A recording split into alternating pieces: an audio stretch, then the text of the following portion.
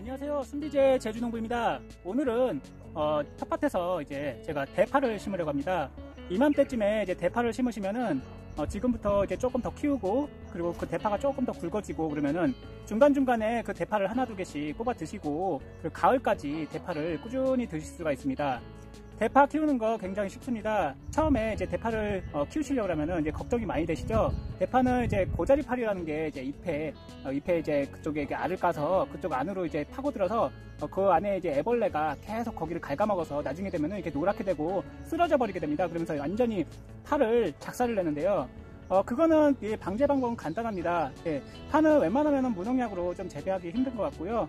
뭐 비트제로 이런 걸로도 하게 되면은 뭐 이제 고자리파리 정도는 방제를 할 수 있을 것 같은데, 우선은 그게 아니니까 저는 처음에는 요 토양살충제를 살짝 뿌려줍니다. 여기 보시면은 토양살충제 보시면은 뒤에 보면은 파, 쪽파, 양파 뭐 이런 것도 다 포함입니다.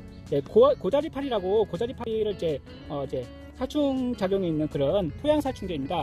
요거 한 번만 뿌려주시고 이제 파종을 하게 되면은 고자리파리는 크게 걱정이 없습니다. 그래서 이거 파를 심기 전에, 이제 밭을 만들기 전에, 비닐을 씌우시기 전에, 그리고 처음에 이제 퇴비를 넣으시고 석회를 넣으시고, 그리고 거기 복합비료를 좀 뿌리시고 이제 밭을 먼저 만드신 다음에, 그 다음에 요 토양살충제를 꼭 뿌리셔야 됩니다. 파 같은 경우에는 고자리파리 피해가 너무 심해요. 그렇기 때문에 처음에 한번 뿌려주시고, 중간에 이제 또 고자리파리가 생긴다 생각되시면은 그때 한 번 더 위에다가 살짝 뿌려주시면은, 한두 번만 이제 이 토양살충제를 뿌려주시면은 고자리파리 피해는 크게 걱정이 없습니다. 좀 많이 컸을 때 그때 이제 그 굴을 막 파는 벌레가 있어요. 그 벌레가 있는데 뭐 크게 걱정은 안 되고, 그것까지 이제 방제를 하신다면은 그 전용 약제가 있습니다. 그 약제를 잘 농약방에 가셔서 물어보시고 방제를 하면 되는데요. 방법은 두 가지가 있습니다. 이렇게 보통 땅에다가 이렇게 골을 파서 이렇게 좁은 간격으로 이렇게 심으셔가지고 하는 방법이랑, 여기 보시면은 비닐을 씌워서 심는 방법 두 가지가 있습니다. 두 가지 방법 장단점이 있는데요. 요거는 이제 이렇게 하시면은 이게 이제 땅속에 이렇게 들어가서 흙을 이렇게 메워주면은, 이렇게 심는 건 간단합니다. 이렇게 해서 흙을 메워주시고, 그리고 얘가 좀 더 컸을 때 흙을 좀 더 메워주시면은 이게 하얀 부분이 굉장히 길어져서 품질이 굉장히 좋아집니다. 하지만 이렇게 하시면은 이게 아무래도 이렇게 옆으로 세워놨기 때문에 이게 대파가 곧지 않습니다. 약간 휘어져서 자라기 때문에 그게 좋지 않고, 두 번째는 이제 풀매기가 가장 고역이에요. 한여름에 이제 비가 한번 와버리면은 요 풀이 엄청나게 나오기 시작합니다. 그럼 이걸 풀을 계속 매셔야 되는데, 뭐 요 정도의 풀을 매서 뭐 키우시겠다 생각되시면은, 조그만 텃밭이라면은 뭐 이렇게 비닐을 안 씌우시고 하시는 게 그것도 나쁜 방법은 아닐 것 같고요. 그리고 이 방법으로 하게 되면은 한여름에 가뭄이나 아니면 과습에 의해서 뿌리가 썩어버리는 그런 병이 발생할 수도 있습니다. 그리고 가뭄이 되면은 아무래도 파가 자라는 속도가 더디겠죠. 그래서 우리는 보통 요 비닐을 씌워서 합니다. 비닐로 이제 이 파를 심으시면은 장점은 바로 풀매기입니다. 풀을 매시긴 매시는데, 이 사이사이에서 풀이 나오는데 그거 조금만 뽑아주시고, 요 골에서 나오시는 거는 긁어주시거나 아니면 부직포를 씌워서 하시면은 재배하는 방법은 간단할 것 같고요. 두 번째 이제 장점으로는 바로 수분 유지입니다. 비닐을 씌우시게 되면은 수분이 유지되기 때문에 이게 이제 물을 자주 주시지 않아도 물을 한번 주시면은 여기에 계속 수분이 남아 있거든요. 그렇기 때문에 물을 주지 않아서 성장이 더뎌지는 것에 대한 단점을 보완할 수 있습니다. 그리고 세 번째는 바로 흙이 트지 않습니다. 이거 뭐 지금 흙을 올려놨는데 나중에 물을 주시면 이제 흙이 이쪽으로 다 쓸려 내려가거든요. 흙이 트지 않아서 병 발생이 그냥 여기 땅에 심으신 것보다 적다고 할 수 있겠습니다. 특히 입마름병이나 녹균병 아니면 흑성병, 이런 병들이 덜 발생하겠는데요. 오늘은 요 대파를 심으려고 요 한 판을 사왔습니다. 근데 엄청 많습니다. 한 판에 뭐 10,000원 정도 하고 하는 데도 있고, 뭐 5,000원 정도 하는 데도 있는데, 요 하나에 한 4-5개 아니면은 2-3개 있는 것도 있고, 수량이 엄청 많습니다. 그냥 요거 따로 떼서 하시지 마시고, 이게 뿌리가 다 이제 같이 이렇게 엉켜 있거든요. 그래서 요거를 그대로 심으시면 되겠습니다. 저는 요 방법도 괜찮은 방법이라고 생각되는데, 풀을 생각하시면은 요 방법이 가장 좋은 방법이라고 저는 생각이 됩니다. 그래서 오늘 대파를 한번 심어 보겠습니다. 요거를 심으실 때 이렇게 간격을 이 정도로 하시고, 이렇게 하시고, 자, 이렇게 사선으로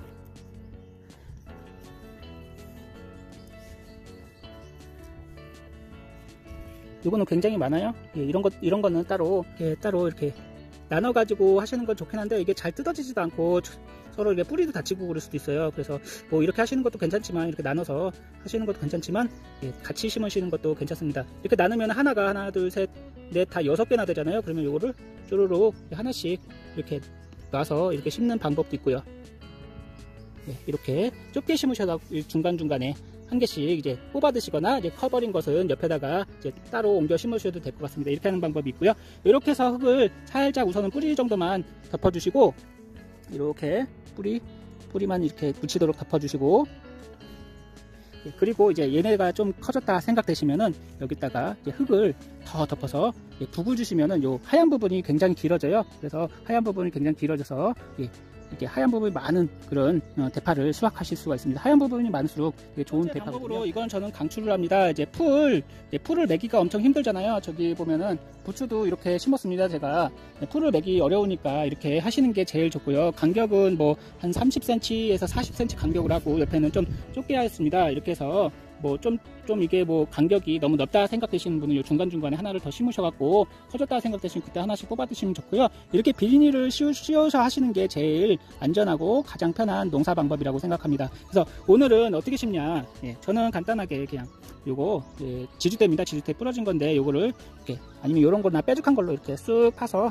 구멍을 이렇게 쓱 파서 요걸 하나 빼다가, 예, 깊이는 한 요 정도까지 하시면은 나중에 이제 흙을 덮어도 하얀 부분이 많이 이렇게 생기질 않아요. 하얀 부분을 많이 생기게 이제 길게 하시려면은 최대한 깊게 요 정도까지, 예, 요 정도까지 심어 주시는 게 제일 중요합니다. 그러니까 여기서 새순이 나오는 부분이 있습니다. 여기서 이제 이렇게 해서 갈라지면서 여기서 새순이 나오게 되거든요. 이 부분까지 깊게 요 대파 이제 실파를 이렇게 쑥 넣어주시면 되겠습니다. 이렇게 하시고 흙만 살짝 이렇게 덮어주시면은 간단하게 대파 심는 거, 이렇게 간단하게 대파를 심으실 수가 있습니다. 간단하게 이렇게 쑥 눌러서 대파를 쑥 넣으시면 돼요. 이렇게.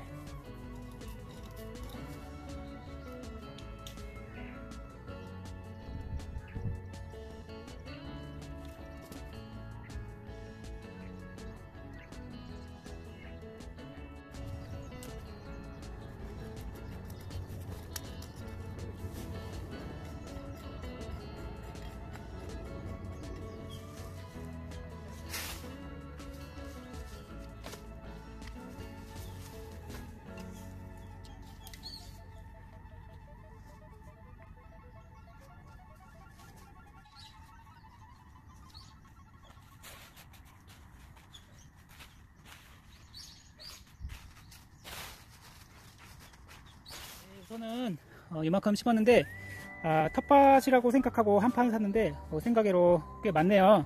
한 판 좀 많아요. 그래서 저희가 이제 부지런히 먹어야 되겠습니다. 이렇게 심었습니다. 한편에는 이렇게 심고 한편에는 이렇게 비닐에 심어봤습니다.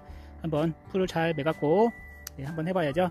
요거 심고 나서 이렇게 여러 개가 생겼는데 요거 따로 이제 떨어뜨려서 심으셔도 되고요. 그리고 좀 커진다 생각되시면은 그때 이렇게 중간중간에 뽑아 드시면은, 예, 오랫동안, 그러니까 지금부터 이제 좀 키우셔갖고 가을까지 이 대파를 계속 드실 수 있습니다. 오늘 영상 감사드립니다.